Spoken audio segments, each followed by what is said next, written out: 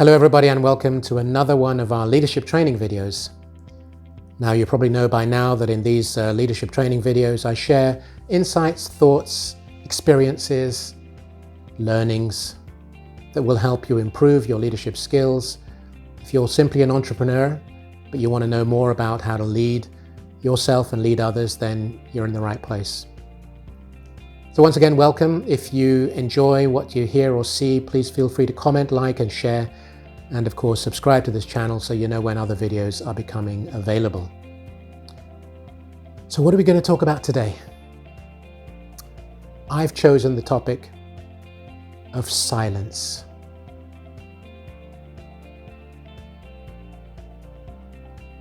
Silence. I think it's one of the least used tools in leadership. Of course, you can use it in life. Let's not get it wrong. But one of the least used and yet one of the most powerful tools that you can use. My name is Chris Igwe. I have over 35 years experience in growing, leading and developing teams across 5 major markets in Europe, but equally across Europe, Middle East and Africa, where I've had extensive involvement. Today's topic of silence. Well, silence is either a tool or it's a strategy.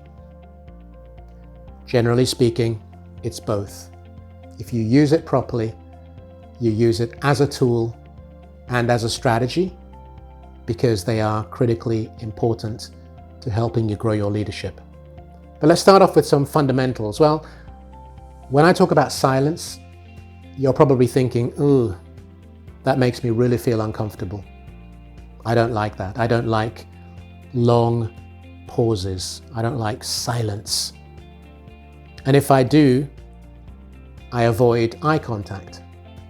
You avoid looking at the person who may have asked the question or whatever the circumstances, maybe an awkward conversation, you avoid eye contact. Or maybe you start, and a lot of people generally do this part, is they start rambling. So this whole silence that comes up and you automatically feel and think, I have to fill the void. I'm sure that's what a lot of us do. I know it's what a lot of us do. We start rambling, we're not coherent, we're terribly uncomfortable, we don't want to be in that space. But I'm talking about it from a leader's point of view.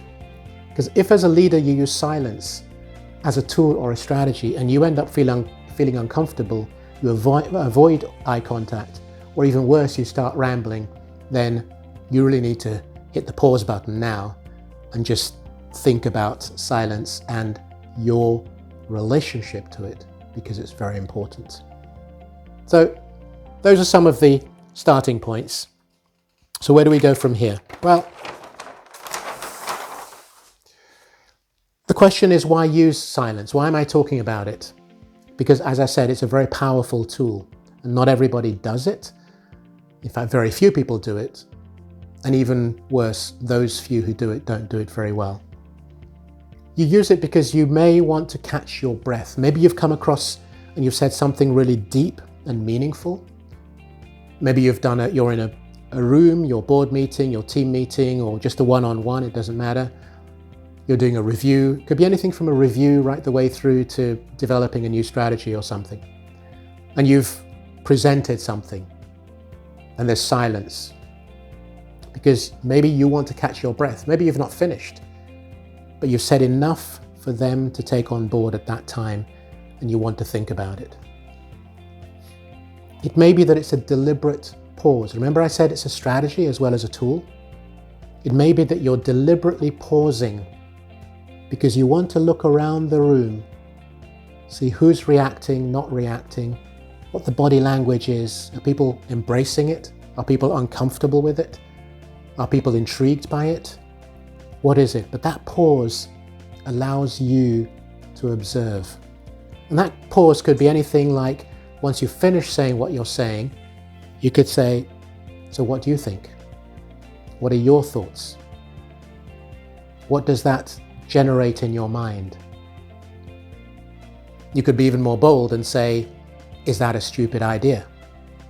Am I being way off base on this. And then you stop and you wait. Now you may say to me, how long should that pause be?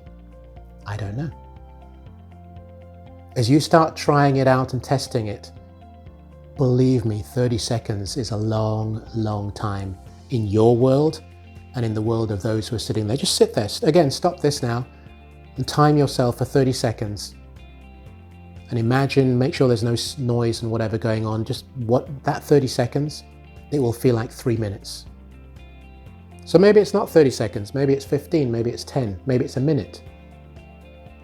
But you also use it because you want to create an impact. You're wanting people to think about what it is you've just said. Or maybe you've come up with a valid point about someone's performance or their behavior or something that went wrong or something you want to improve. You want to have the impact that they integrate in their own mind. Hadn't thought about that. Or he could have a point, or she could have a point. You want to create leverage, which often is in a negotiation. So if you're in an awkward situation, or you just want to see how the other person reacts, you may want to create leverage in the conversation so that you own it. So through negotiation, often you get leverage by owning that thought and that space for that period of time. So those are some of the ways in which to use it.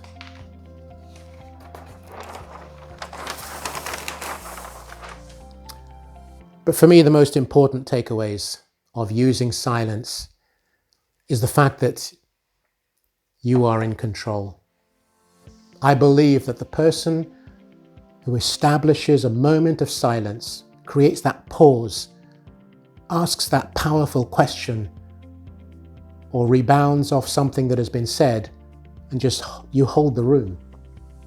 You hold the conversation. You hold the thought process from there on in. But apart from being in control, you are listening. And in one of the other videos, leadership training videos that I've shared previously, so I invite you to go take a look at it, it's about listening and listening deeply. So to go a very deep level of listening, which may not just be the words that are being said, but in the silence, information is coming through to you. Because in that silence, you're seeing how people's eyes are moving, how their hands are shaking, if they're looking up, looking down, looking sideways. You are reading the room. And if there are any conversations that start as a result of the questions you've asked, you're still listening to those who are answering the question, but also those who are not. And you're watching and observing. So silence creates this incredibly powerful moment and opportunity, which is why I say, if it's only 30 seconds, it's 30 seconds.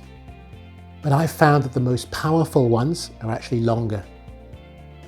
And because I've improved this technique over decades, I can literally sit, having asked a key question, I can sit for minutes. Now, inevitably, it's never minutes because the others, the rest of the group, or the person in front of you, become uncomfortable. They don't like the silence. They can't embrace the silence. But I could sit there for as long as necessary until either I got an answer that made sense, or I just got an answer, or I got a good answer. It depends on which. So for me, the longer the period, sometimes the better. But the worst thing to do is to jump in when that silence has happened. You don't. You just let it sit. And I know, because I've taught this to people, I know that it's difficult for them. It is not a natural state. As a human being, we like to talk all the time. Okay, there are the more quiet, introverted ones, but if they're introverted, they're absorbing information, and sometimes they may feel uncomfortable with the silence anyway. But you're doing all this, creating the silence, because you want to remind people that you are the leader. It's your agenda, it's your program, it's your leadership. And that silence brings the opportunity for you to reclaim that space and own it. And believe me, silence is a very powerful tool if used properly, effectively, and efficiently in the right circumstances. So I look forward to hearing more about your journey in embracing silence. Maybe you do it already. If you do, then that's fantastic. Love to hear your own stories. In the meantime, if you have enjoyed this particular leadership video training, then please feel free to share, like, and comment. And of course, subscribe to the channel to hear more about the videos that we have coming up in the future. Once again, thank you.